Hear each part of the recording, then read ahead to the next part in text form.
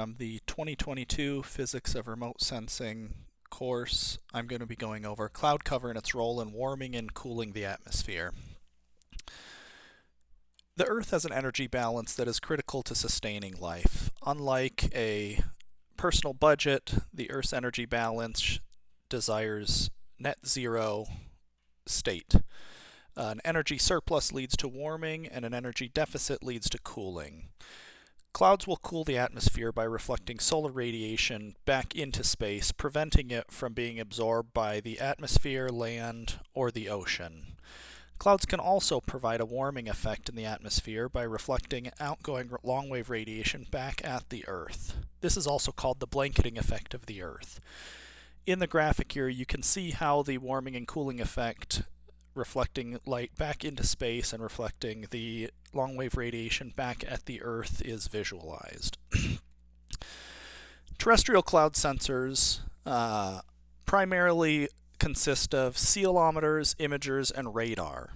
Ceilometers use a light source to measure the height of the cloud base. Optical drum ceilometers use triangulation to determine the height of the clouds, whereas laser ceilometers use time-of-flight measurements of light reflected to determine the height of the cloud base. Photos are also used for ground-based observation of clouds, as well as ground-based radar. Terrestrial cloud sensing is cheap and can provide accurate measurements. However, it is not able to practically provide global coverage and does not provide accurate information on the thickness of clouds. Also does not provide information on the tops of clouds, which has the primary interaction with space.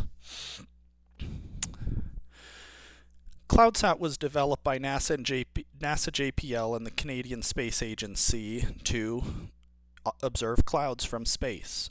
Primarily, it helps determine how much ice and water is contained in the clouds on a global scale. Its primary sensor is the Cloud Profiling Radiometer, also known as the CPR. It uses W-band or 94 gigahertz for its radar.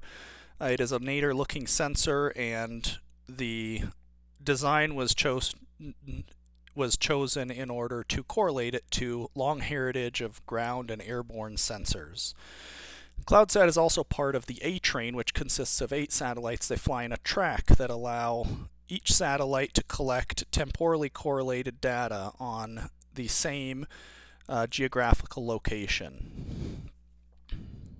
On the left, you can see the specifications of the CPR as compiled by Colorado State University.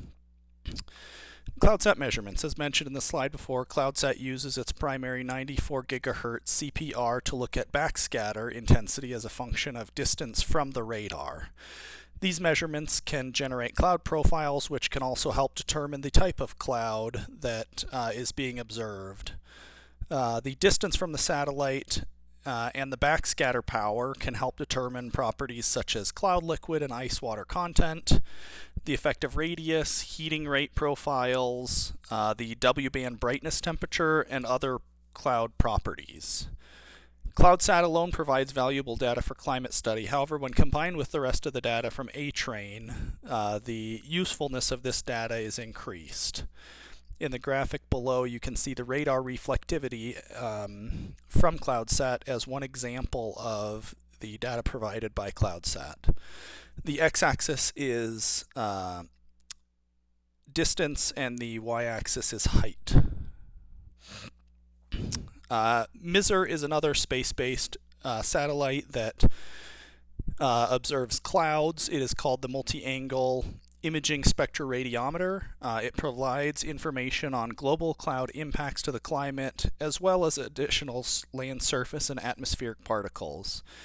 The instrument uses multiple viewing angles and wavelengths in order to differentiate types of clouds, aerosols, and land surface covers. When combined with other data and 3D models, global estimates of the total reflected sunlight on the Earth can be made. The graphic on the left shows how the different bands and different cameras are used to measure and estimate the properties of these clouds. MISR measurements. The MISR instrument uses 9 different cameras and 4 different wavelengths each. The nadir-looking camera is used to minimize distortion effects as well as build bidirectional reflectance distribution functions, also known as BRDFs, for a variety of surface. The BRDF is essentially a function of the incoming solar radiation angle and the outgoing solar radiation flux and angle.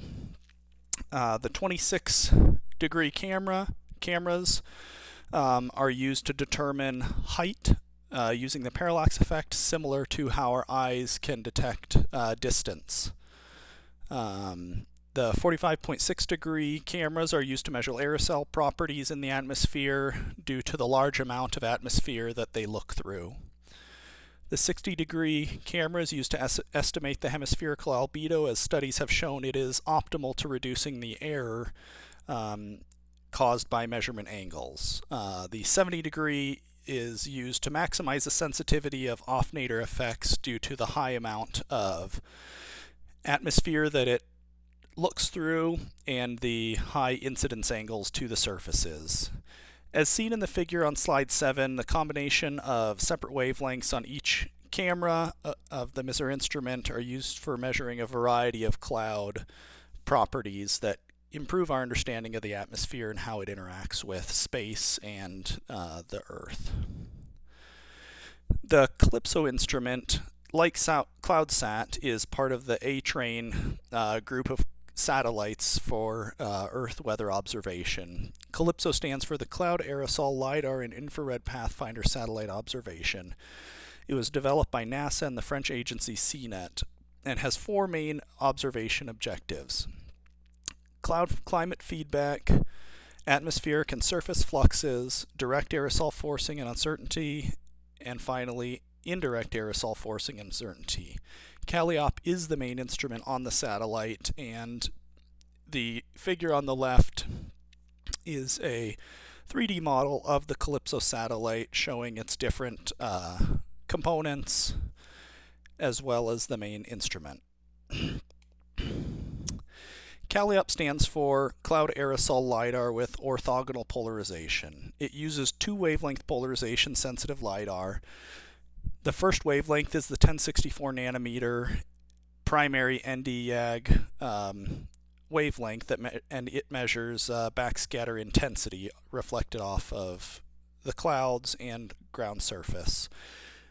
Then we go down to the first harmonic of the ND-YAG at 532 nanometers, and it measures 2 orthogonally polarized components of the signal. The Calliope instrument, using these 2 measurements, looks at the long wave surface and atmospheric fluxes along with cloud depth. It can observe cloud height and thickness as well as layering. It looks at the cloud and water ice phase, the cirrus emissivity and particle size, cloud reflectance and droplet size, aerosol and cloud vertical distributions, as well as broadband radiances. Understanding the Earth's atmosphere is critical to understanding our Earth's global climate, and clouds play a role in this energy balance. Recent data suggests that the Earth is reflecting approximately half a watt less energy than it did 20 years ago. And that is primarily because there are less clouds over the Pacific than 20 years ago.